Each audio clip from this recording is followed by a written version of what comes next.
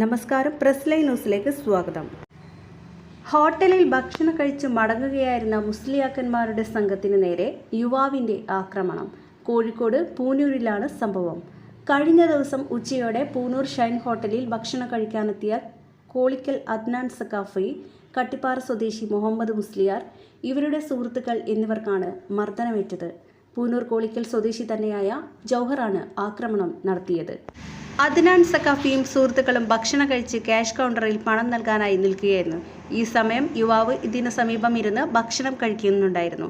അതിനിടയിൽ ഇയാൾ അദ്നാൻ സഖാഫിയെ അടുത്തേക്ക് വിളിക്കുകയും മോശം വാക്കുകൾ ഉപയോഗിച്ചുകൊണ്ട് കൊല്ലുമെന്ന് ഉൾപ്പെടെ ഭീഷണിപ്പെടുത്തുകയുമായിരുന്നു. തുടർന്ന് ഇരുവരും തമ്മിൽ വാക്കേറ്റമുണ്ടാവുകയും ഇത് കയ്യാങ്കളിയിലേക്ക് മാറുകയുമായിരുന്നു. ഇയാളെ പിന്തിരിപ്പിക്കാനെത്തിയ മുഹമ്മദ് മുസ്ലിയാർക്കും മർദ്ദനമേറ്റു. തങ്ങളെ എന്തിനാണ് മർദ്ദിച്ചതെന്ന് അറിയില്ലെന്നാണ് ഇവർ പറയുന്നത്. സംഭവത്തിന്റെ CCTV ദൃശ്യങ്ങൾ പുറത്തു വന്നിട്ടുണ്ട്. ഈ ദൃശ്യങ്ങൾ സഹിതം ഇവർ ബാലുശ്ശേരി പോലീസ് സ്റ്റേഷനിലെത്തി പരാതി നൽകിയിട്ടുണ്ട്. പോലീസ് കേസെടുത്ത് അന്വേഷണം ആരംഭിച്ചു.